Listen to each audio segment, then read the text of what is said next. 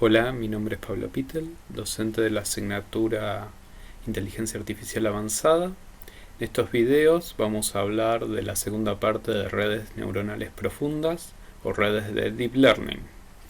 Este tipo de red ya vimos en la serie de videos anteriores que se aplican para problemas más complejos que las redes neuronales tradicionales, por lo cual, a pesar de que pertenecen a la misma familia de algoritmos, presentan algunas diferencias de la manera en que funcionan cada una de las neuronas, cómo se conectan esas neuronas y cómo se logra entrenar a este tipo de red.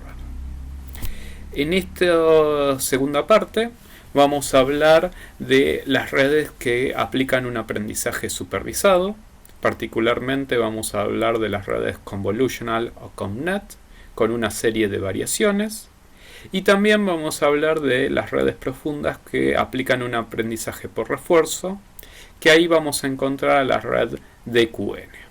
Entonces, para arrancar, vamos a ver los conceptos de la red convolutional, que como les decía antes, utiliza un aprendizaje supervisado y es una red heterosociativa. Eso quiere decir que a partir de un conjunto de datos de entrada, nosotros queremos que genere una salida determinada. Entonces, en sí, las redes convolutional están muy orientados al procesamiento de imágenes. Entonces, a partir de una imagen que nosotros le vamos a dar, nos va a permitir reconocer objetos, clasificar las imágenes o identificar cada uno de los objetos que aparecen en la imagen. Esto se da porque la red convolutional se encuentra basada en el funcionamiento de la corteza visual primario. Nosotros habíamos visto en redes neuronales tradicionales que la red Cojones-Som también tiene su fundamento en la corteza visual, pero lo que pasa es que el Cojones-Som fue propuesta en la década de 1980, donde el hardware que teníamos disponible en esa época no alcanzaba a copiar todas las características de la corteza visual.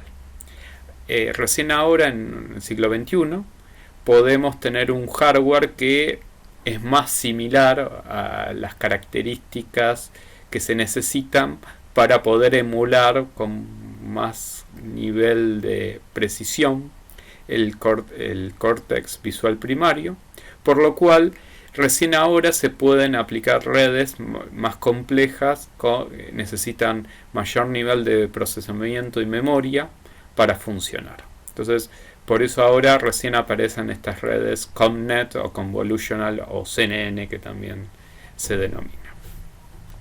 Bien, este tipo de red, entonces, al copiar el funcionamiento de la corteza visual, permiten, a partir de una imagen, reconocer los objetos que aparecen en ella. Para ello, vamos a ver que la red convolutional va a estar dividida en varias capas, van a tener a veces gran cantidad de capas, donde algunas capas pueden diferir de otras, o sea, cada capa puede tener características diferentes a las de las otras capas. Ahí se va a diferenciar de las redes neuronales tradicionales, donde todas las neuronas y todas las capas solían funcionar de la misma manera. En una red convolutional vamos a ver que eso no va a suceder. Y a su vez vamos a ver que tiene algunas características especiales en cuanto al manejo de los pesos de las conexiones de la red. A partir entonces de estas características vamos a ver que una red puede, por ejemplo, identificar un perro que aparece en una imagen o a su vez también identificar la raza de ese perro. Eso va a depender mucho de cómo fue entrenado. Para entrenar una red convolutional nosotros vamos a necesitar gran variedad de imágenes representativas que deberían estar previamente clasificadas. O sea, por cada imagen nosotros le tenemos que indicar cuál es la salida deseada. Por eso es una red que usa un aprendizaje supervisado y es una red heterosociativa. Bueno, entonces, como les había comentado antes, estas redes están basadas en el funcionamiento de la corteza visual. Entonces, al igual que la corteza visual, tratan de representar toda la información a través de mapas bidimensionales. Ahí vamos a ver que las neuronas no se van a colocar en forma de columnas o de filas, sino que van a formar una especie de matriz para poder procesar la información en forma más adecuada. A su vez vamos a ver que no todas las neuronas van a ser iguales, van a tener características distintas. Eso vamos a ver ahora cuando vemos cómo funciona cada una de las capas de la red convolutional. Y como también les comentaba antes, esto permite que puedan identificar los elementos más relevantes sin importar su ubicación o orientación, o teniendo en cuenta su ubicación y orientación. Eso va a depender mucho de la información que nosotros utilizamos para entrenar a este tipo de red.